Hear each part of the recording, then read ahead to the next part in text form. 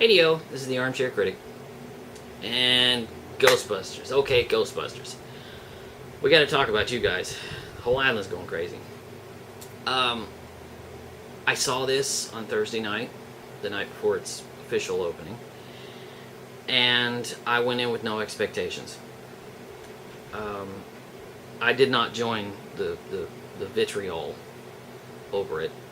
I was curious. I saw it. I enjoyed most of it. It was unnecessary.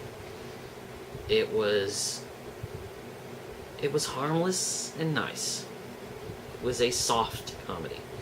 It didn't change my world, nor did it destroy it. I will have forgotten about this movie probably in another year.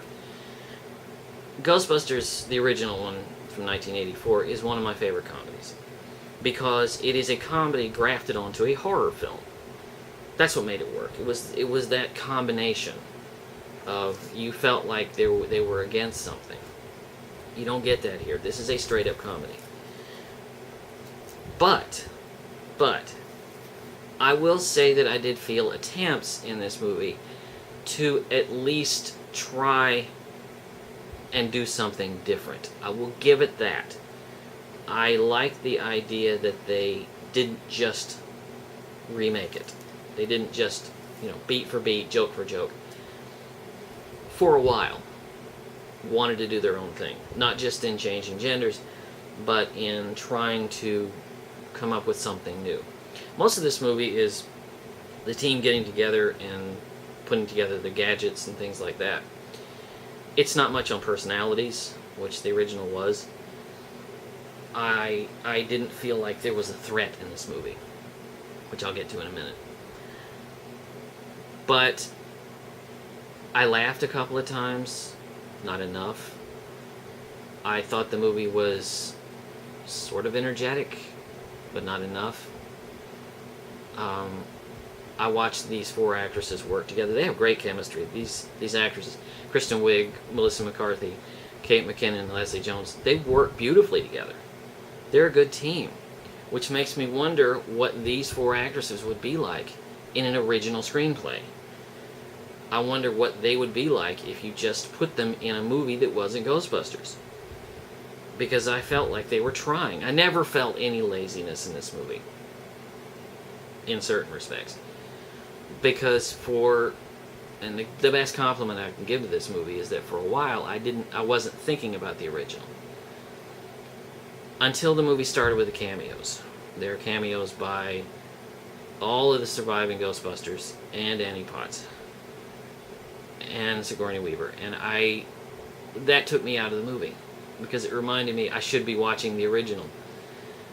It felt like they wanted to do something really great, they wanted to do something original, they wanted to do something new, but they were afraid, so they pulled back, and it's like, okay, let's put a safety net in with a cameo or a joke from the original.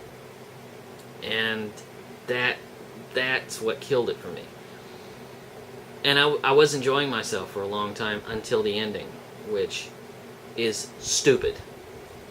The ending is just dumb. They're fighting the logo in one of those scenes that I've griped about this for a long time. I'm so sick of the fight to the finish. Those ending scenes in which the good guys battle the bad guys until the bad guy is dead, and it goes on and on and on and on and on for 45 minutes. I get this in every other movie I go to see nowadays, and this one, it just felt like a new low. And they're fighting the logo. Come on, really? That felt like, it felt like a replacement for something else. That's my negative. My positive is, like I said, I did laugh a couple of times, but not enough. It's a middling, soft, harmless comedy. I would like to see something original. I want to see something original all the time. I'm so sick of sequels and remakes. I just wrote a piece about Fantasia for my blog and how it was a completely original idea, something new, something that pushed the art form of cinema forward. But yet it failed because of audience expectations. and which I get. You want financial stability in your film, but come up with something original. I just read today that Disney is remaking Dumbo as live action, directed by Tim Burton. I have no idea what that's going to look like. Dumbo's one of my favorite movies of all time, and now that's going to be remade. And I haven't been a fan of Tim Burton's work, so I don't know. What's with all the sequels? Where's the originality? There's talent out there. Paul Feig is a talented director. I liked Bridesmaids. I haven't fallen in love with his work, but I did really like Bridesmaids. I want to see him come up with something really solid like that again, instead of something like Ghostbusters. Ghostbusters have been done. That story's been told. It's been told well, and it's been told not so well. I didn't need this movie, but I didn't have a really rotten time.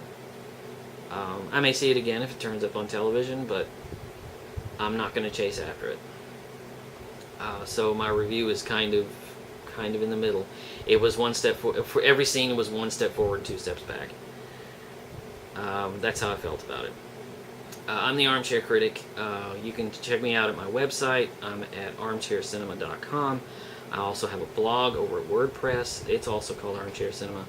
I have an Oscar site, armchairoscars.com, and you can catch me here on my channel on YouTube. But as I say, I'm the Armchair Critic, and that's what I think.